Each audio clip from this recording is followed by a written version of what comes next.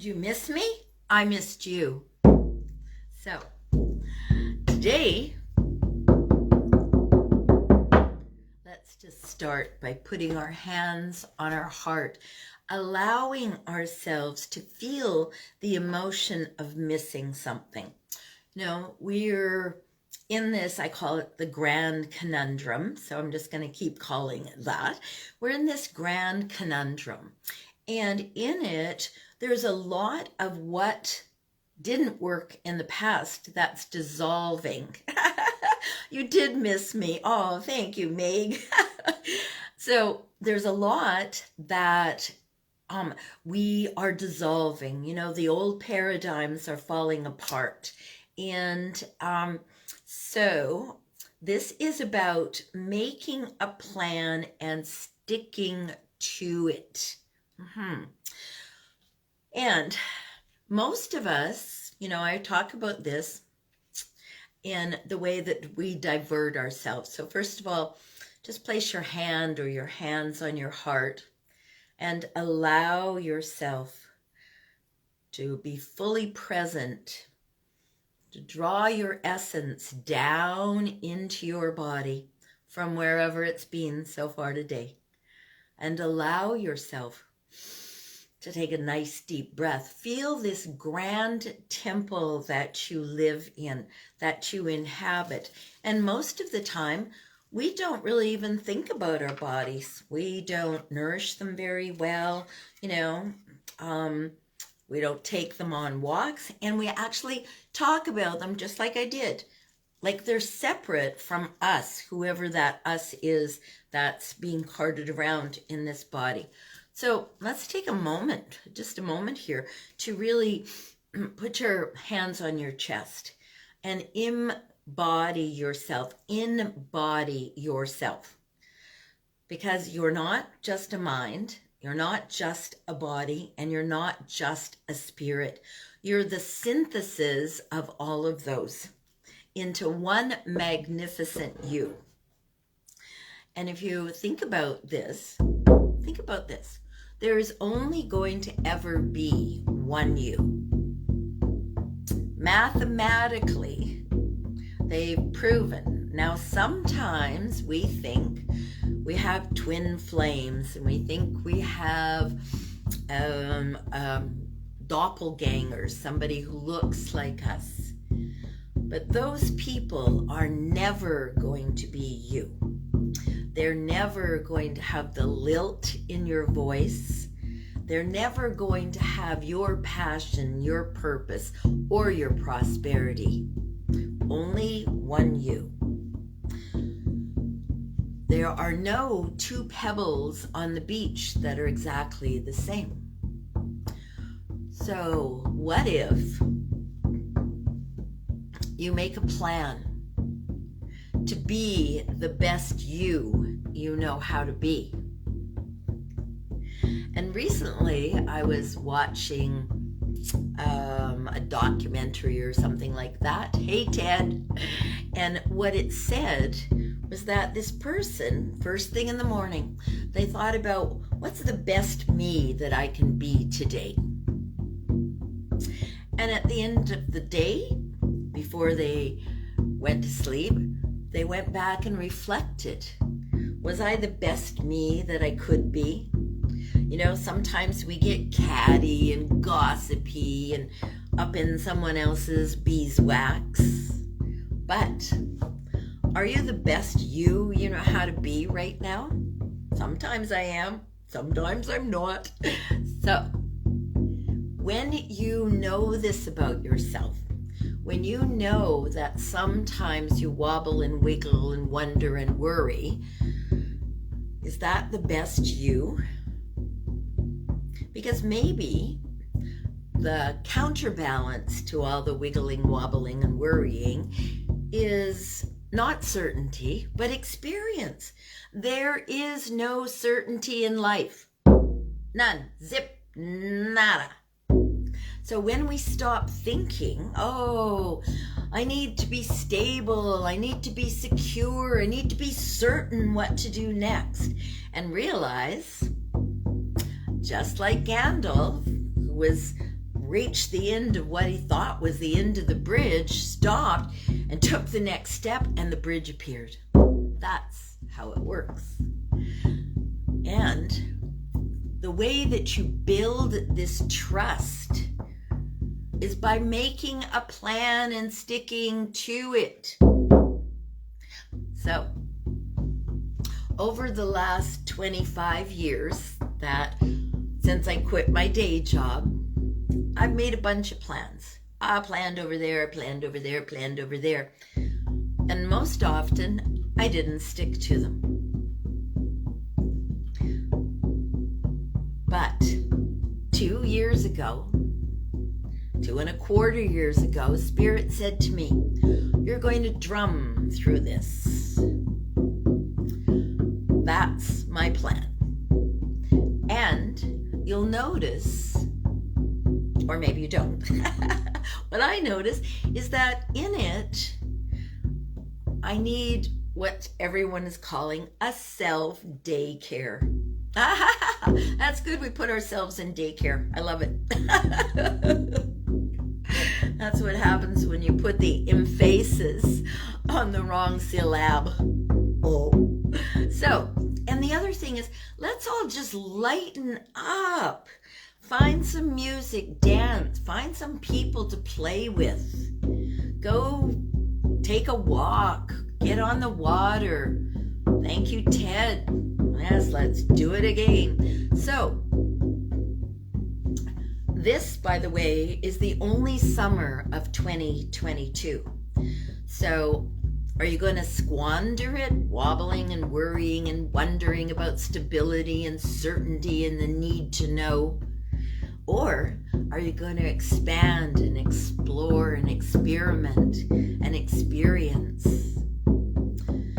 So make a plan and stick to it. You know, on Tuesday, I started a spiritual manifestation teaching in Enlightened Spiritual Warriors. And it's 8 weeks, 8 Tuesdays. So hop on over there.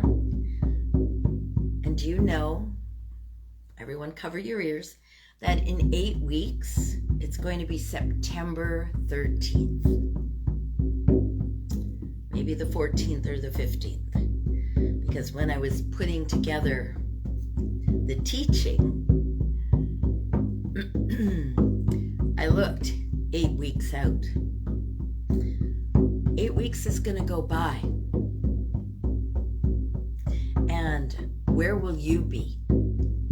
Will you have made a plan to experience great music this summer? To explore your ability to dance? To broaden your horizons and go somewhere you've never gone before? And maybe it's going to require that you do it by yourself. A lot of exploration, especially when we start to expand out of our comfort zone, is solo. No one can do it for you. They can do it with you. You know, that's my plan. I'm right here every day raising the vibe to love and above. Because Spirit said so.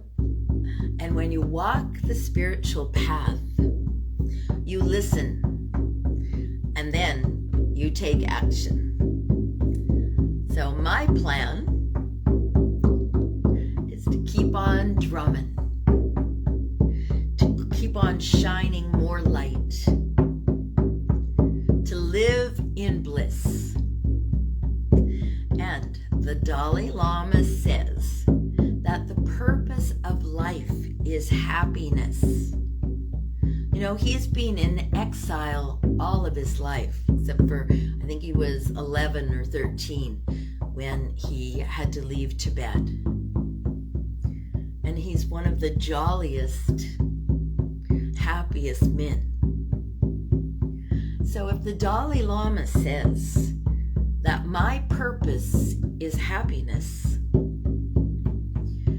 And I'm going to get in alignment with that. I'm going to find more happiness. Hey, Anne. I'm going to find more joy. I'm going to look for concerts with live music to go to. I'm going to find places to dance. I'm going to have picnics. I'm going to play. And at the end of the summer, I'm not going to look back and go, I wish I had of. So at the beginning of your day, ask yourself, what would it take?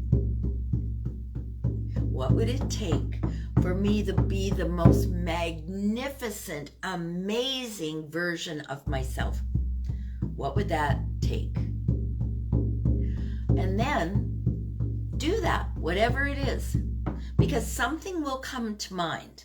Have you ever noticed that? If you ask what I need to do about this, something pops into your mind. So, amore, sit and sip. Ask and then listen. And then once you've heard, do that.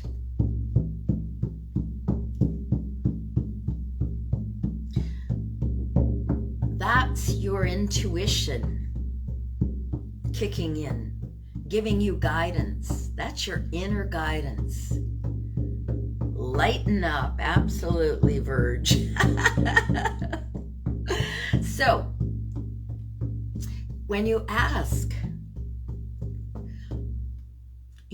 like for instance, I asked, where do you want me? And I was shown my current living situation over and over and over. Now, if I had have argued about that, because my house was going into foreclosure in Edmonds, Washington, and I went, where do you want me? And I asked, and then I listened, and a vision came into my head. And I started looking for that vision. Because once you get the information, then it's a good idea to start looking for what they're telling you. Because is there anyone here, and I want you to give me a thumbs down if there is there anyone here who has ever asked and not gotten the information? You might not have listened, you might not have implemented. I know lots of that happens. I see that. So, what can you do? What's one thing you can do to make this the most magnificent, amazing summer of your life? One thing. Maybe it's eat an ice cream you've never eaten before. Excuse me for a second. Maybe it's, well, who knows what it is. But ask yourself, what's one thing I've never done that I'd like to do this summer? Or maybe you've done it before, but you want to do it again. Like I put on my list sailing. I did it. I had the best time. I am a really good sailor. I was probably born out there at sea in some incarnation. It feels natural to me. So what's one thing, and go ahead and you can put them in the comments down there. What's one thing that you can do this summer that's going to let this, when you look back at your summers, it's going to make this summer like, wow, that was an amazing summer. So what's one thing? And you don't need to be shy. You can comment, and then you can follow up on that. Reconnecting with people from your past. Barbecuing. Maybe growing a plant that you've never grown before. Maybe eating something that you've never eaten before.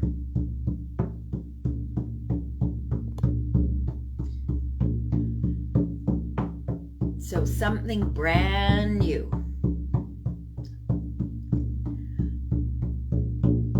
And when you set your sights on that, when you begin to envision it, inner visioning, when you do that, that frequency and you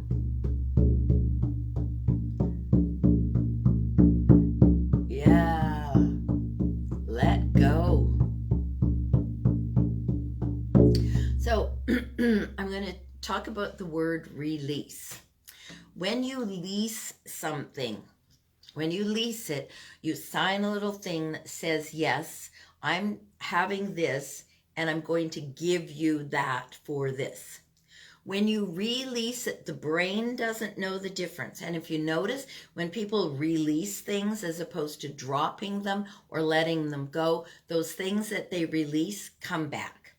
They lose weight. Well, guess what? Things that are lost get found again. So don't lose weight. Drop it. Let it go. Also, when you have something, rather than releasing it, because the mind will go, oh, I'm going to get that back. And that's how come it doesn't work. And there's this thing called neuro-linguistic programming, which is the way that your mind, here's the beautifulest thing. The beautifulest thing is that your mind does not know the difference between what you imagine and feel and what's real. I tried this out yesterday. It took me by unawares. It took me unawares. It took me unawares, by the way. And what happened was I was thinking something and I got really, really sad. And I was feeling the sadness and look, my face looked sad. Everything was going sad. And then I went, wait, hold on. That's one of those things where your idea becomes an emotion. And then you're living I was feeling the emotion. I was living in the emotion of this thing that I just conjured up in my head. And then my body was responding as if this conjured up thing in my head was real. Your mind doesn't know the difference. It doesn't know the difference. So here's a great hack. When, and don't do if. When you desire something, conjure that feeling up, because that feeling magnetizes that thing to you. When you feel the feeling, like think about a sad song. You all feel sad. Think about a happy song, doo, doo, doo, and away we go. So train your brain. When you have a desire, doesn't matter what your desire is. When you have a desire, feel the fulfillment of that desire. Feel it in your body. And then take some steps. They don't have to be big steps. They can just be little steps. Something that doesn't take any longer than half an hour. Maybe you're going to look something up. Maybe you're going to go on a road trip and you're going to look where you're going and what it is that's along the way to be seen, so that you're not just going straight for this destination right here, but you're looking at this and that and the other thing. You're actually having a full experience because you haven't just set your sights on a destination. You've gone, oh, I wonder if there's some fabulous restaurants along the way. I wonder if there's something to see. I wonder if there's a museum. And get into that wondering, which brings those emotions up, which draws that more and more close to you. Make a plan and stick to it. All right, beautiful souls. Sit and sip. Let's energize our hands and make a plan. All right, put your hands on your heart. Take a nice deep breath, and we're going to open freely. Open freely to give, accept, and embrace all that the universe has for me. One more time. I open freely to give it away, give it away, give it away. Accept and embrace, put it in your heart, all that the universe has for me. One last time. I open fully to and freely to give, accept, big old bowls with your hands, and embrace, put it in your heart, all that the universe has for me. Namaste, aho, bliss, and in case no one has told you so far today, you are amazing. Thank you for being here. Thank you for listening on the replay, and conjure something up. Start small. Conjure it up, feel it like chocolate ice cream, you know, a big old cone of chocolate ice cream. Oh, and then you can taste it. You can see yourself licking it. You can see it dripping on your fingers and licking up the cone. Feel the feeling, and then that magnetizes it toward you. Thanks, everybody. Have a fabulous Thursday. Bye-bye.